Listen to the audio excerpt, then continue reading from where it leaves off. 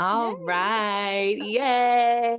So we are celebrating today, friends, because this very special guest, Aya, this is her first podcast experience. And when we were talking on the place that we met, which is school, we were talking about how great podcasts are, and she was sharing that she'd never been on one, and I said, well, come. And it's perfect timing because I have been so full in school mode that I haven't put a podcast out in 2 weeks. So you are the welcome back after our school break guest. So I'm so happy to have you here. Welcome.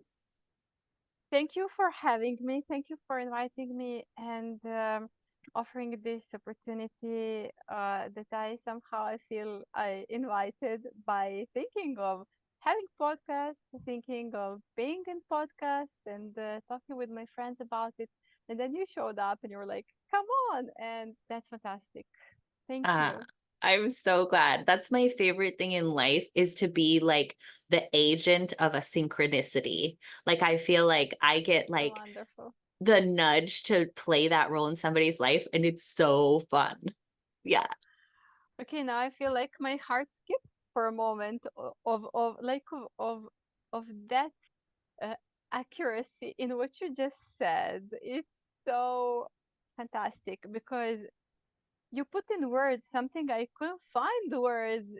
This is in sphere that is not yet um, so common, and for many people, it's not part of everyday experience. They just entering that sphere and that realm, and for some people it totally is. So that's fantastic. That's fantastic. That's how I function, and it's fantastic to really uh hear it in words that humans can understand. Yeah, it's Yeah. you will find that I like there is nowhere that is too outside of the box for me. For me there is no box. I see no boxes. I just don't think anything is off limits. So I'm so glad that that felt like a nice connection. So this is the first question I always ask everybody. What does it feel like Okay. to be in this body at this time? To me, it's really, really interesting journey. I'm the traveler and the observer and the one who experiences it and the one who observes it. And like, it's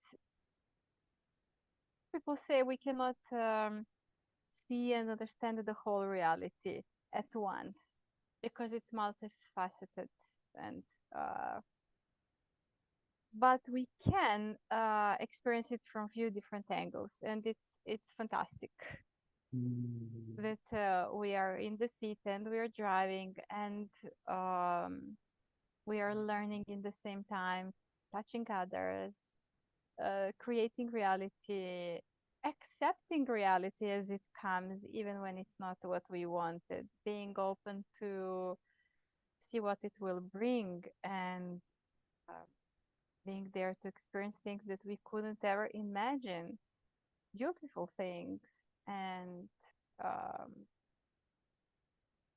and also offer that perspective to others who are maybe complaining or feeling stuck or feeling or have some learned helplessness that is Mm. very often present in people's lives. Mm. Yeah, that's a nice phrase, learned helplessness. Um, so you are Unfortunately, yeah. obviously a person who has had, a journey of connecting in with spiritual or non-physical concepts. Was it that way when you were little? Were you connected with those kinds of things as a little person? I feel yes. I feel I was always connected, and actually, I can remember things from my age of 2. I have very vivid memory of me in the living room, seeing my mom and my sister, and I was like, where am I? How I ended up here? That's very strange feeling that I had, like that I was put in the middle of the room. And that was strange feeling. That's probably the moment that I became aware of myself and of them. So I remember that, and then it's some like something black, and then I remember the next thing when I was something like 4. I remember I learned to read, Oh. and it was fantastic because I was reading and reading books, and then the next thing I remember is I wondered um, why people have so different experience than me, why they are so. It seemed to me like that they cared for the most obvious things, Mm. and I was interested in. I had like questioning everything as a kid and wanted to know, and I I also didn't accept any box as a kid. Mm. Mm-hmm. It was interesting and not so interesting always.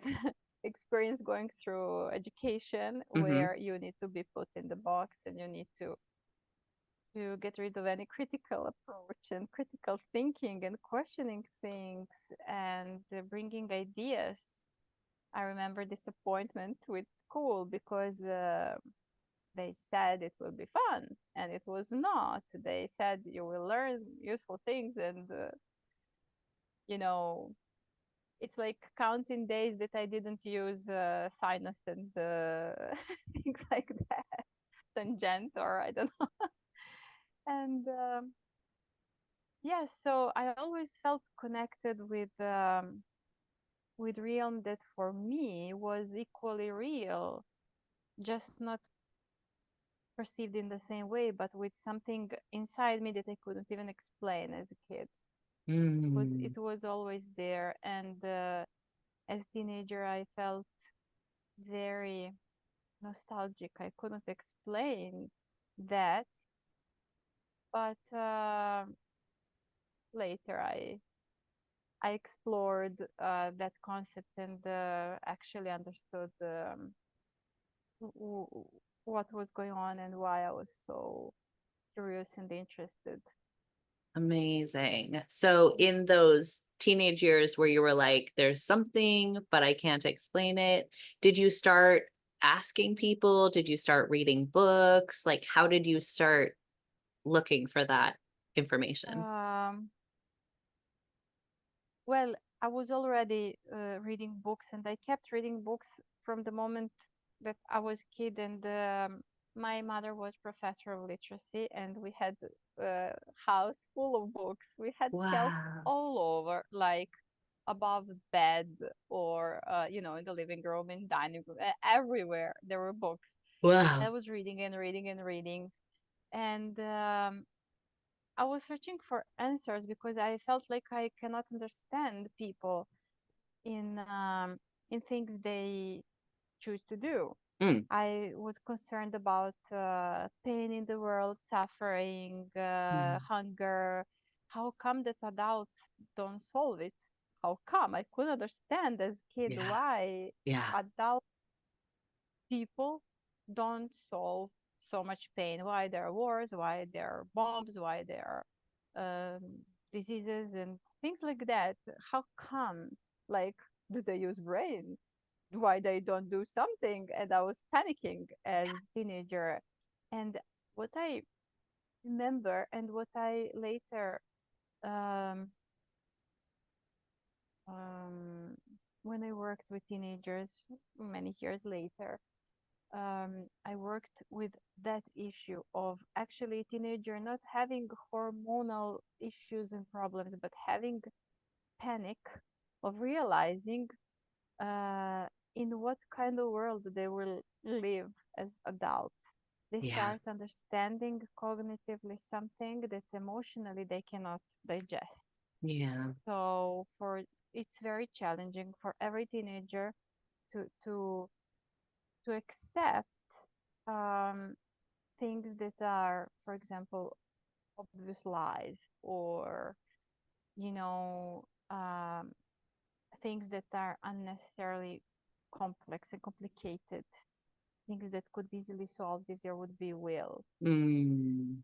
Uh, so I had the same issue, the same panic of why the world is like that, and that triggered serious depression Mm-hmm. in me as a teenager,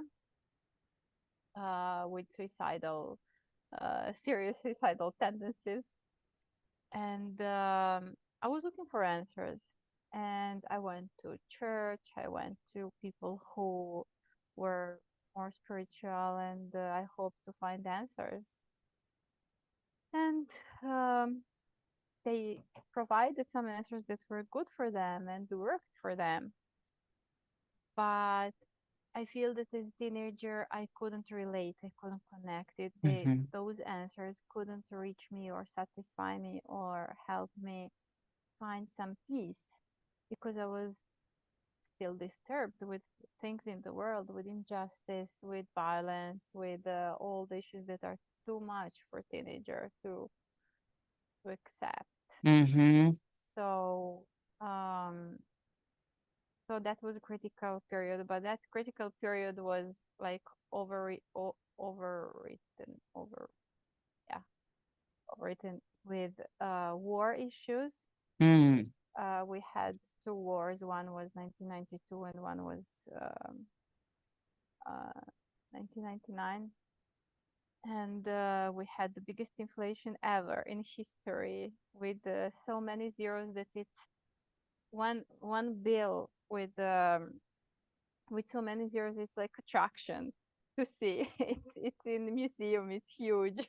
Oh my And gosh. people would get salary and run to buy bread for like 1 month, and then cut it to get dried, and to buy sugar or some basics. There were many hungry people.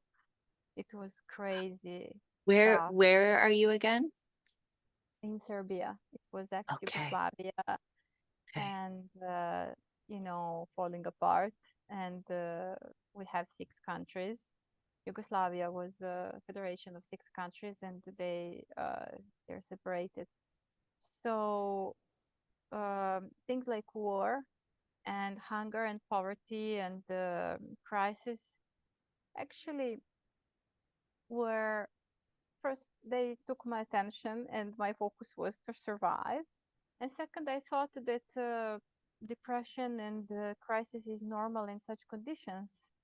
So I assigned the way I felt Ah, to those circumstances. Later, I realized that I would feel that way anyways, because wow. of deeper um, questioning, and but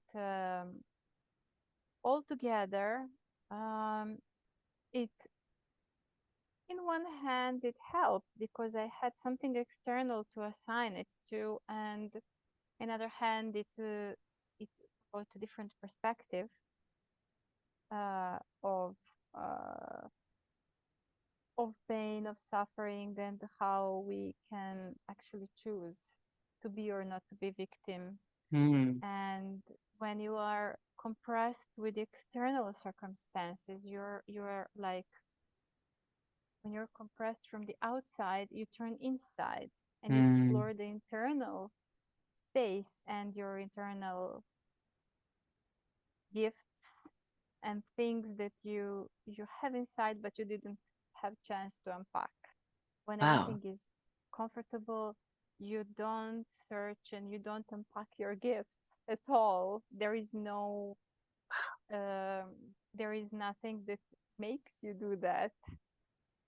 And I believe that we all have some fantastic things inside.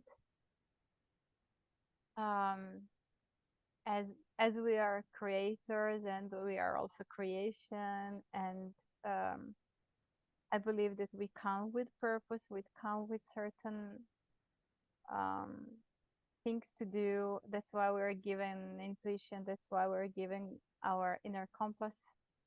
That's why we're given gifts to give them to others and to enjoy that, because these are things that when we unpack them, they bring us unbelievable joy and something that it's difficult to describe. Um, when we talk about things that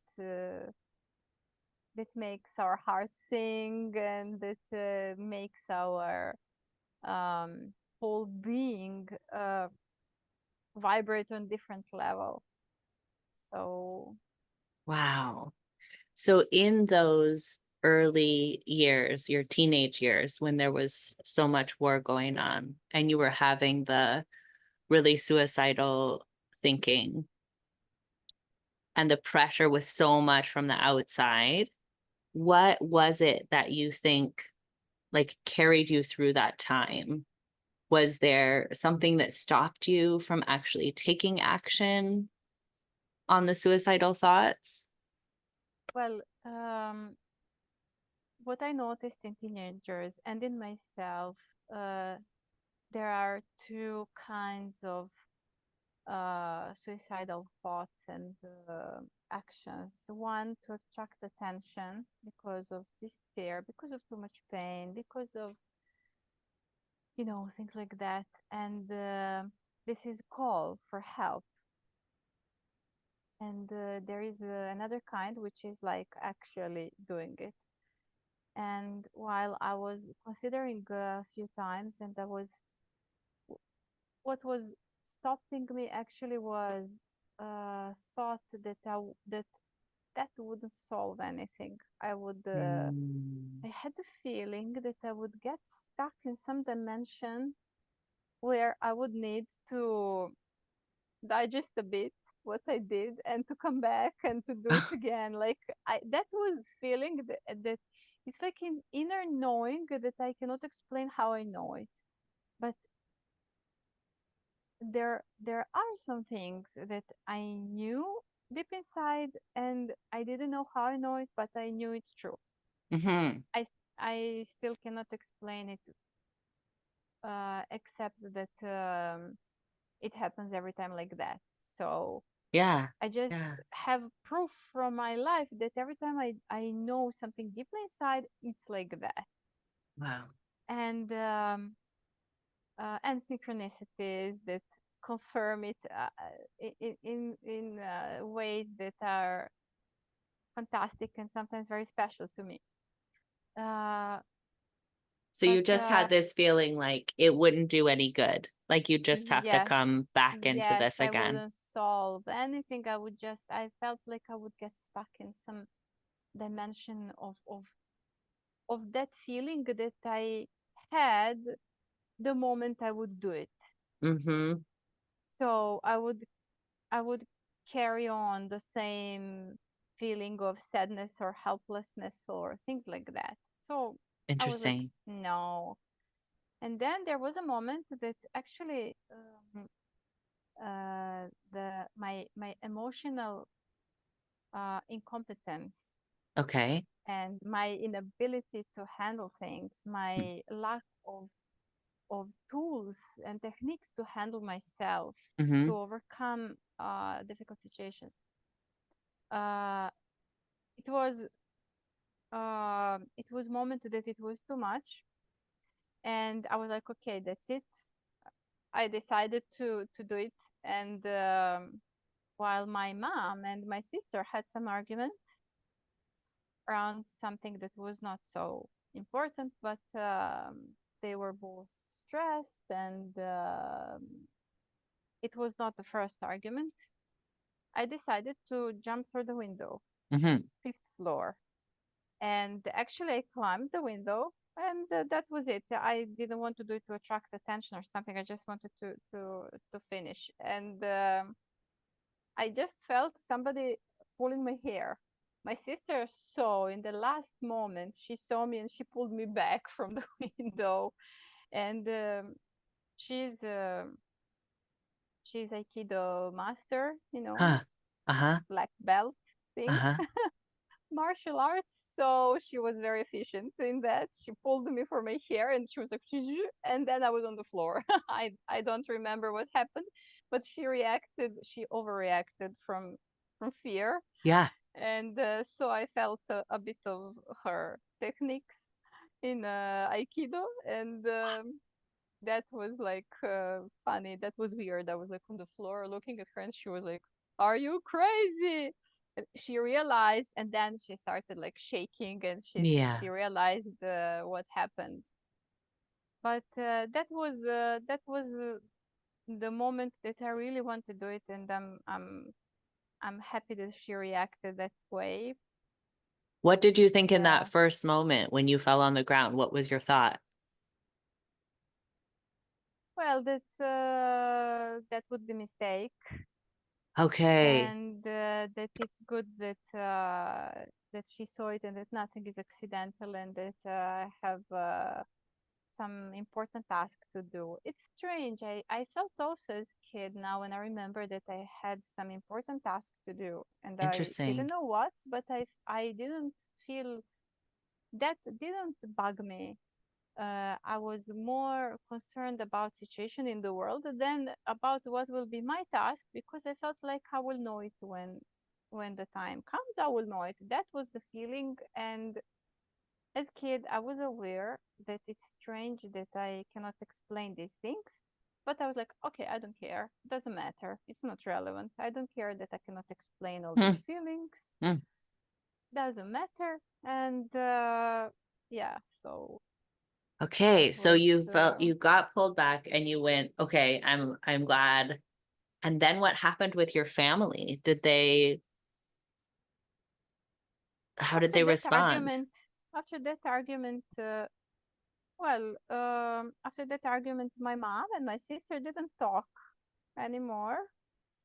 They had a major disagreement, and my sister, my mother died soon after that because we didn't have what to eat, we didn't have medicines, and sometimes we didn't have electricity. It was like extreme, and I was in high school, so they didn't talk after that much, and I took care of my mom, and I also was helping my sister. She had babies, so I was switching between my mom and my sister, Wow.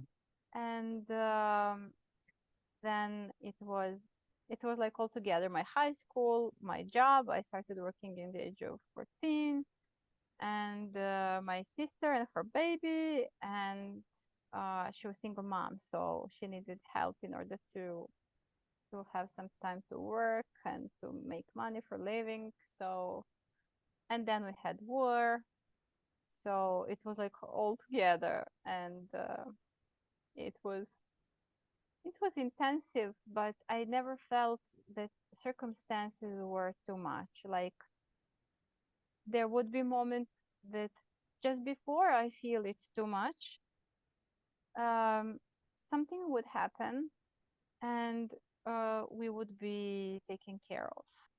Hmm. Can you remember So one that of those was, moments?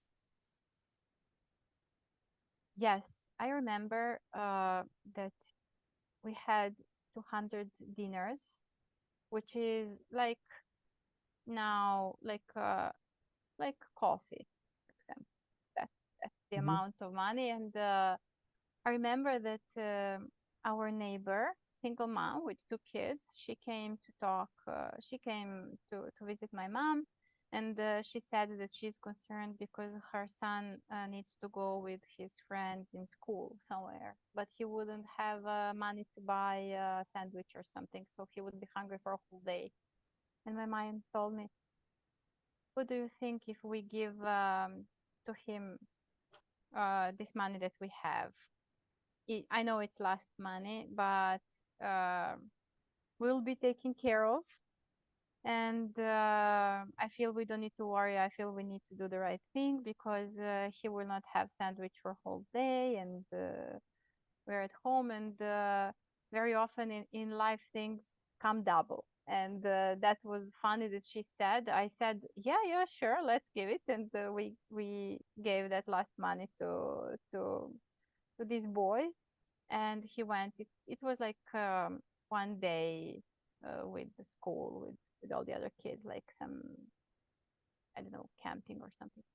And 1 hour later, her friend, my mom's friend, came. Another friend, she came unexpectedly and said, I was near and I wanted to come to see you and to visit you. And she bought like chocolate for me, and she gave us 400 dinars, which was exactly double. And my mom and me, we were like looking at each other, and we were like, oh, what? And it was totally mind blowing because it happened just 1 hour after she said it. And the woman, her friend that we didn't see for some time, she came to our house unexpectedly and gave the exact double amount of the last money that we had in the house. And it's not a lot. It's like to buy two coffees, but it's weird totally. Where And did you she get brought this those. idea, like it comes double? Where did that idea come from? Well, I think that my mom just wanted to share with me her belief that we are not alone and that we will be taken care of. And she just said it like that, just like that, like double. She could say 10 times, she could say whatever. She just said it at the moment, like to to assure me. And I was like, okay, even if she wouldn't say that, I would agree to give this money, because it happened again and again that we were always somehow taken care of. And the only thing that I could understand is why my mom had to suffer and to die, because that part, like if we are taking care of, why then some medicines don't show up in our life. But Yeah. actually it was her journey, and she discovered so many things through that um, journey um, that she had to experience. And she learned a lot, I learned a lot, people around me learned a lot. And it's, we live forward and we judge backward, like in Um, retrospection. So when we live forward, we don't know what is in front of us. That's why we don't understand, not because we're stupid or because we are blind, but because we don't know, we don't have the context that is yet to happen. yeah. Later we can retrospectively we can make judgments and conclusions and connect to the dots and say, aha, this is this and this is this. Of course, that connecting the dots and making conclusions depends not only on the dots that are there, facts and things that happen, but also on our openness, because we can be open to really see, or we can look for facts and events and things that would just confirm what we already believe. Then we deprive ourselves from the truth and from deeper things. We live like, um, I think the word is superficial life, Mm-hmm. Mm-hmm. right? Yes. Mm-hmm. Yeah. Because we just choose to comfort ourselves and our beliefs. And for me, to think in retrospective about all the things that I've been through and my mom, and it was precious. It was precious, and in particular moments it was traumatic. But what is trauma? And you know, we use word happiness, we use word trauma, we use word belief, and we don't learn what is that, what is belief, Mm. what Mm-hmm. is happiness, what is we just settle with like, oh, it's different for everybody. But that doesn't help kids to find it. It doesn't help people to distinguish between wrong beliefs and right beliefs, or quote unquote wrong and right. And it took me many years to understand what is belief for me. Mm, mm. And I was surprised once I once I got it. I was really surprised uh, that what I understood is that belief is something you have when you don't know. Something you have when you don't know. Yes, when you know, you're not forced to believe, right? Uh-huh. Yeah, yeah, yeah. So when you know something with your being, with your experience, with your spirit, with your or with your intellect, when Mm-hmm. you know something, you don't have to believe. You have to Yeah. believe only when you don't have clue, actually. Yeah, yeah, yeah. So, uh, and the tricky part is that people think that belief is equals truth. Mm-hmm. So they behave like it's true. They make decisions like it's true. And they react like it's true. For example, if you have belief about, I don't know, blondies or about black people or about managers, you have that belief, but you think it's true. So you behave like it's true. And then you have results that are maybe not matching what you expected, or they just confirm what you expect because you expect something, for example, bad, and then it's like self-fulfilling prophecy. So that was interesting to me, and that helped me question everything, question my beliefs. And that's when quality of my life increased drastically. So your mom passed away when you were how old? 18. I was 18. yes, yes, my high school finished. Here in Serbia, we finished high school in the age of 18, 19, Mm-hmm. and the war finished, and my mom was single mom, so I stayed alone, and it was like totally new chapter. War Wow. done. My mom that suffered for years um, left, and uh, she found her peace, I feel, for sure. And it was totally new chapter that was totally different and interesting and fun and crazy in fun way. Wow. So what was the like, you finished high school and you had already been working, right? Yes, And yes. So I so, continued working, and I tried to study, but university here expects you to show up, and my shifts were like 10 hours. So I could read at home and for exams, but I couldn't show up on university, so they kicked me out even though I was a good student. And since surviving was more important, I decided to work and to leave university for some other time. And so I worked. I lived alone. I had my metal band. I played guitar, and it was interesting. It was funny time.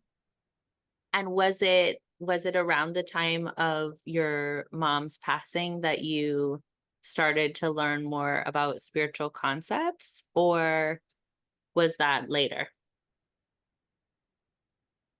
No, it was earlier. It was actually since I was kid. I was wondering why other people um, don't perceive also that layer of reality. I was feeling um, I'm not alone, and that things are not accidental. And Mm-hmm. I was aware of things that now we call synchronicities. When I was kid, like in the 80s, there was no that word of synchronicities. But I always felt uh, that there is more, and I had really interesting experiences uh, of spiritual kind. So, and I was reading also spiritual books, and wanted to know more as a kid, as a teenager, and later. Yeah. So So many people who explore spiritual concepts have like a really hard time also with facing all of the things that happen on earth, all of the, like you said, was so hard for you in high school, like living through war and actually seeing someone die because they didn't have access to something that maybe they would have if it hadn't been war. um how did you begin to like make that work together? Well, the whole uh, the whole path of the whole journey of me growing up in such conditions made me uh, to become certain personality type, like people pleaser, um, victim mentality to the fullest, like, and um, it kind of signed me up for things that happened next, which was marriage with a person that, according to books, according to, uh, according to my opinion, he's a typical case of narcissistic disorder, personality disorder, and very malignant one, very bad one. So I spent 4 years in marriage with this person, and my whole system of beliefs and my whole ego structure, all the decisions, all the everything that makes our personality structure totally fell apart. I Mm. managed to literally escape that marriage. Very smart guy, very interesting person with lots of experience in life. I respected him a lot, but unfortunately struggling with something that he would probably never admit to, or accept or understand that that's the case. Uh, so um, so everything crushed in a way. My my personality was like, I felt lost. I felt I don't know who I am, which is typical case after um, such marriage. I had uh, the most classic kind of PTSD with nightmares, with shaking and problems in communication, problems in facing new situations, the conflict, and all together.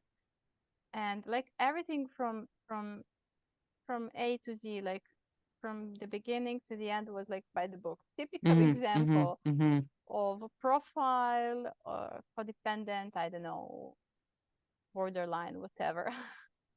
I mean, nobody diagnosed me or him, but that's something that we listen a lot about these days because of epidemic. And I felt that my whole personality crashed. Mm-hmm. So it's like when you drop something and you're like, like when you drop the vase or lamp or something and it's Mm-hmm. in pieces and you're standing and you're like, what shall I do? Like you contemplate that, what happened. And at that time, I was I worked in one shop importing magazines on many languages and on many topics.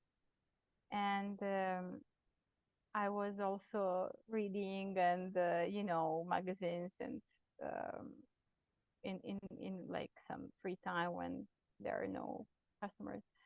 And there was one magazine about interior design. There is one guy. His name is Karim Rashid. He's a famous interior designer.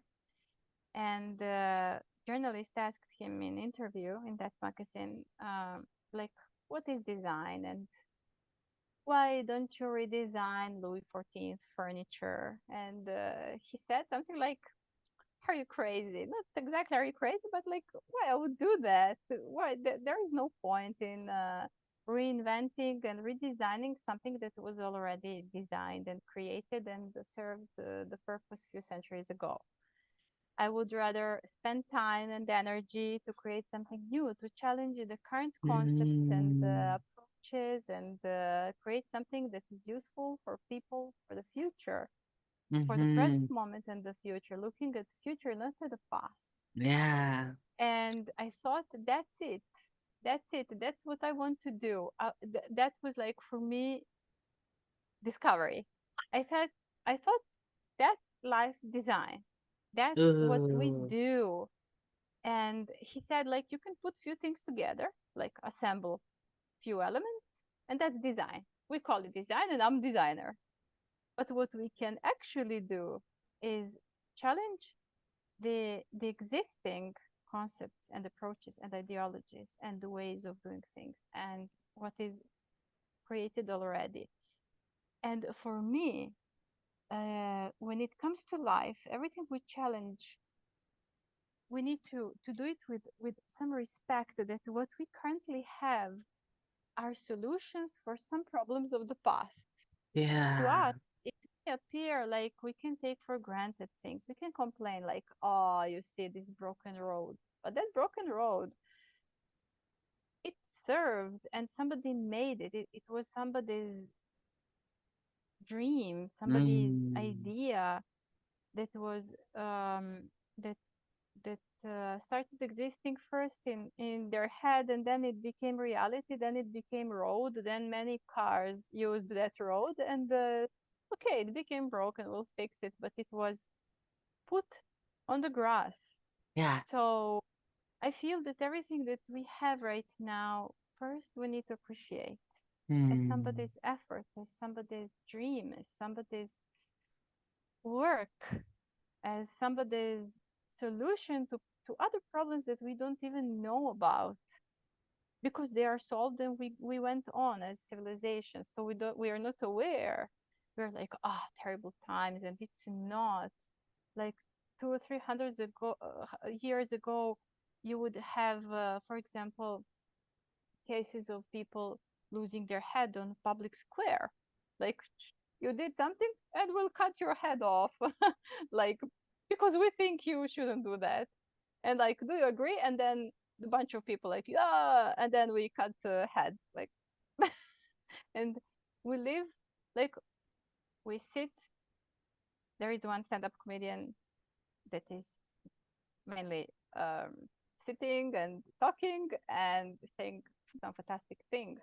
His name is Louis C.K. And the once he said, like, we are sitting in the chair on the sky. You're sitting in the chair on the sky.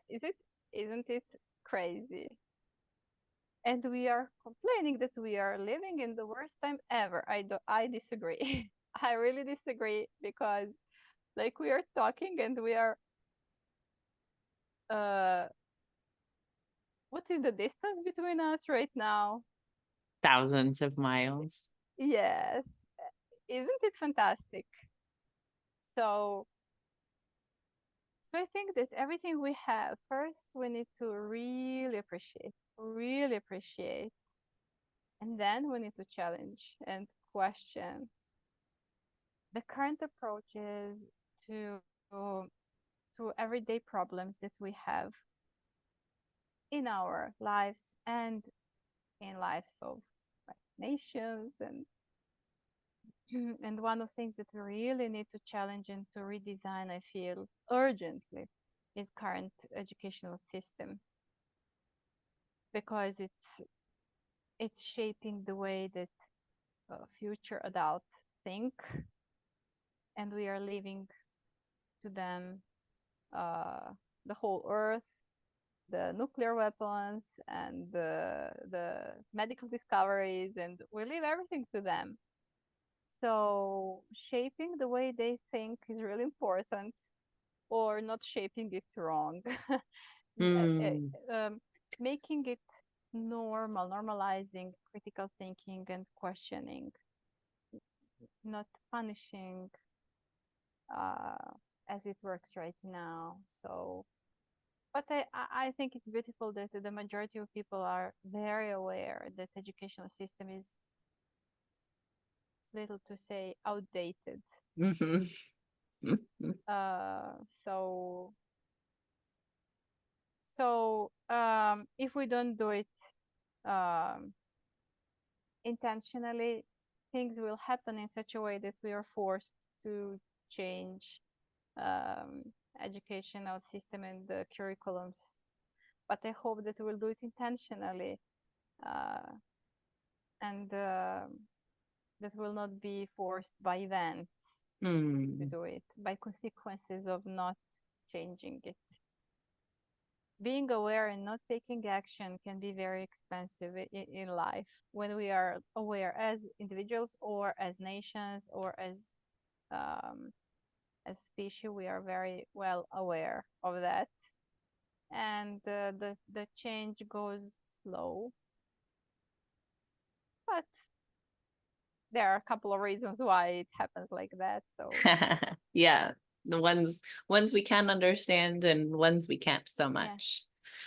yes. Ah, well, what a beautiful, like, I love that you had the experience from very, very young of having that solidity of knowing there was something else outside of yourself, that there was something that was there, even if you couldn't understand it or explain it completely, you knew that it was a part of your experience. And it sounds like that carried on through.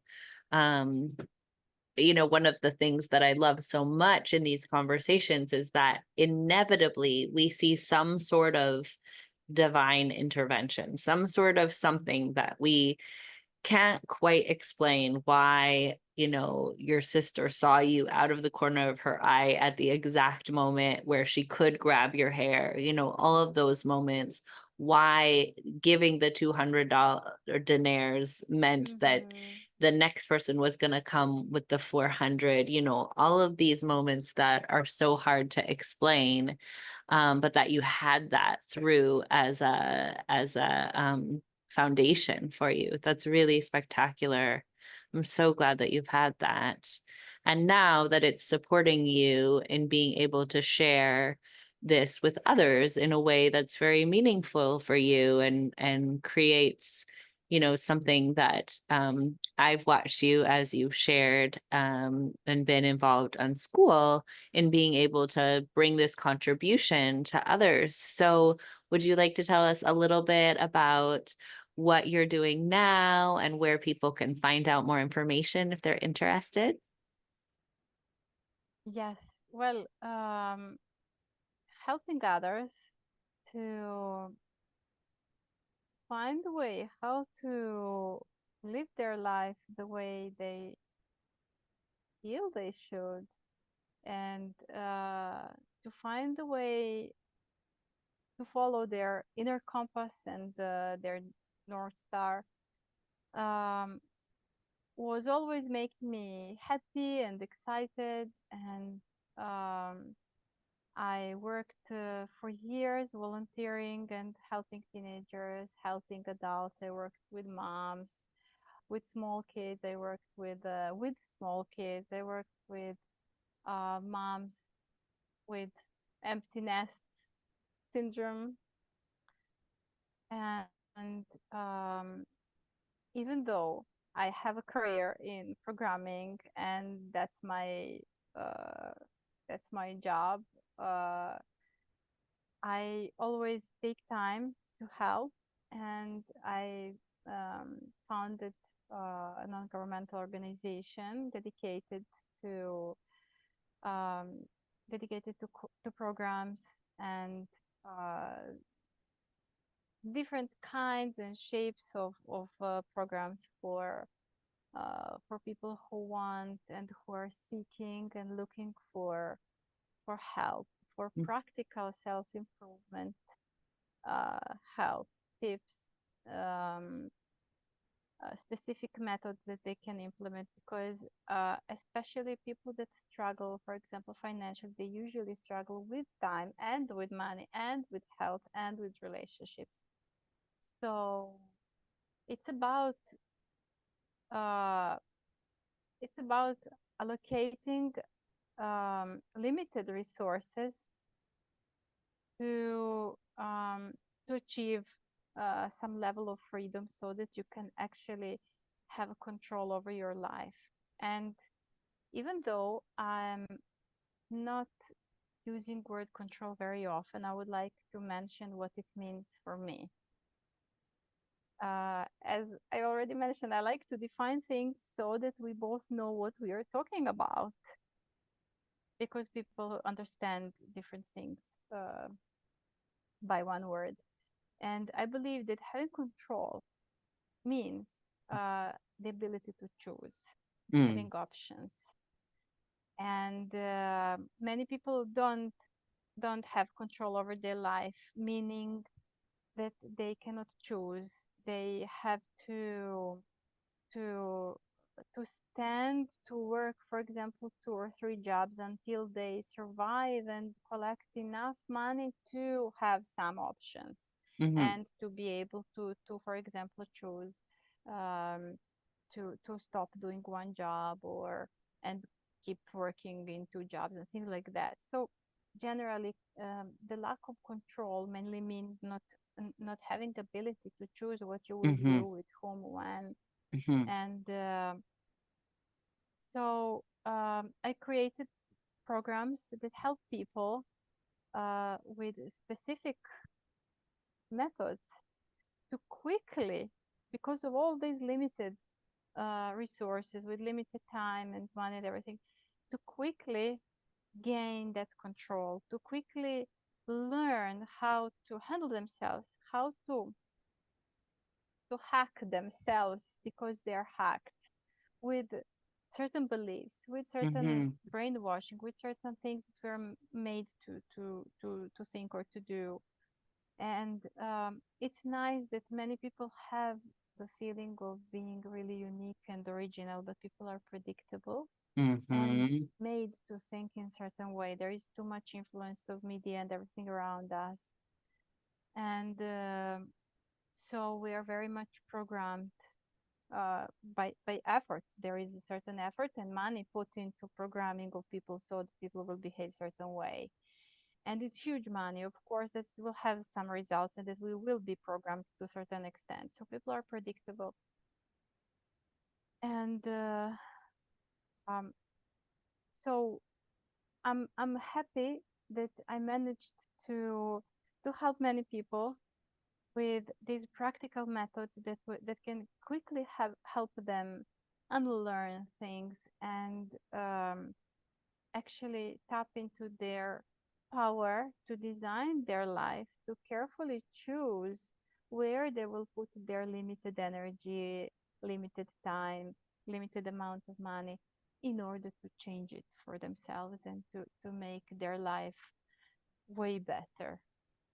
Ah, that's beautiful. And you're And we can put in the description any way that anyone can get in touch with you. But are you yes, doing, do you have a school group yet? yes. I decided to focus on moms because I feel that um, I really feel that we need to treat kids in a certain way to really support them to grow up as confident and resilient human beings that are available to happiness as as they grow up and when they grow up. Um, we need to nurture them, their spirit, their curiosity, their creativity.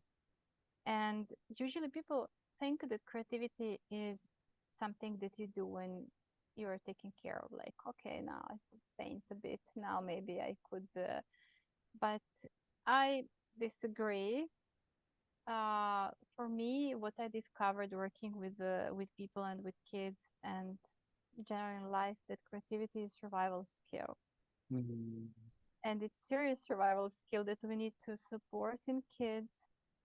And it's trickier than it sounds because creativity includes trial and error.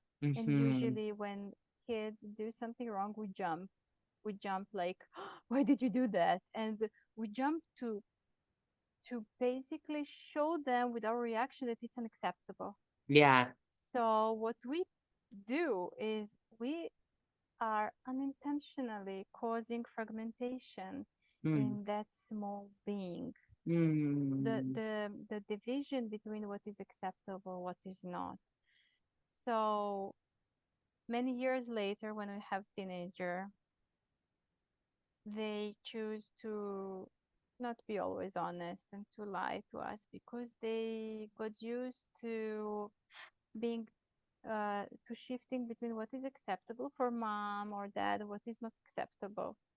And instead of deeply connecting and instead of showing them our vulnerabilities and that we are not perfect ones and that we are not robots and that we make mistakes and what we do when we make mistakes, we apologize, we correct, we repair the relationships.